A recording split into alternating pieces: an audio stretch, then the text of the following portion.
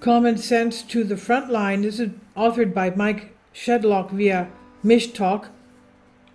Fresh on the heels of a sensible request by France to pause the new green regulations comes an even stronger pushback from Germany. Get ready for dishwashers that don't clean. The Spectator asks, is Germany turning against the European Union Green Deal? Last week, it was President Macron who was rowing back on green measures. In a speech, he asserted that Europe has, for now, gone far enough. If it introduces any more regulations without the rest of the world following suit, then it will put investment at risk and harm the economy.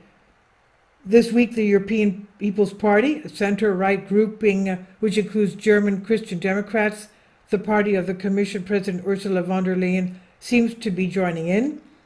The party is reported to be considering withdrawing its support for European Commission's Green Deal. That is the set of proposals which includes, for example, an EU-wide target for eliminating net carbon emissions by the year 2050.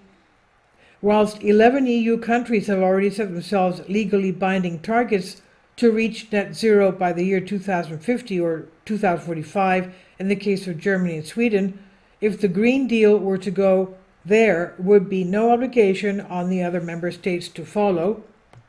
Germany now seems to be taking over from France as the seedbed of opposition towards zero carbon policies, not least because it has more severe policies and because its self-imposed earlier target of reaching net zero by 2045 is increasingly looking out of kilter within reality.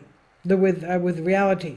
And last week, a new party, Bürger in Wut, that's Citizens in Anger, or BIW for short, took 9.6% of the vote in state elections in Bremen, Germany, as with the Dutch Farmer Citizens Movement, or BBB, which came up of the top of the country's regional election in March in protest of the government's efforts to close down farms in order to meet nitrate targets.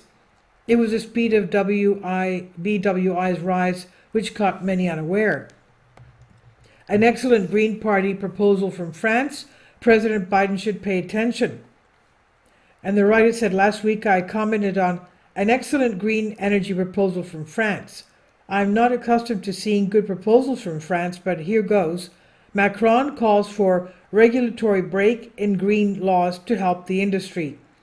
A pause is good, but a rollback of Biden-sponsored madness would be much better. President Biden should pay attention, but is he even awake? Biden's dish deal, dirty dishes. Will dishwashers in the U.S. even work? That seemingly silly question is anything but silly. You have to consider the federal dirty dish rule. Last week, the Energy Department dropped a sweeping proposal for efficiency, quote-unquote, mandates on dishwashers. Did you enjoy the last night spaghetti? Still crusted on the plate? Now you can taste it twice. The proposal requires manufacturers to slash water use by a third, limiting machines to 3.2 gallons per cycle, down from the current federal limit of 5 gallons. New appliances must simultaneously cut estimated annual energy usage by nearly 30%. Machines can only meet such much higher efficiency standards by recirculating water in longer cycles, meaning run times of 2 or 3 hours. You can imagine how much energy the dishwasher has to use. If the dishes are not clean, owners run them again, undermining the argument about conservation. The Energy Department plan gives manufacturers only until the year 2027 to produce a miracle of costlier washers that do a worse job. There are also new regulations for electric motors used in manufacturing, as well as beverage vending machines.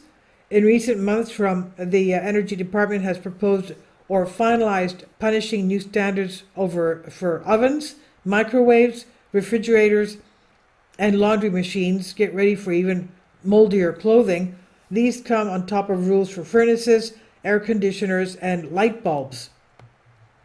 pay more for less performance. Everything adds inflation pressure. Note the Inflation Reduction Act price jumps from $385 billion to over $1 trillion. So expect more of the same when the Biden administration tries to impose a just transition to EV cars.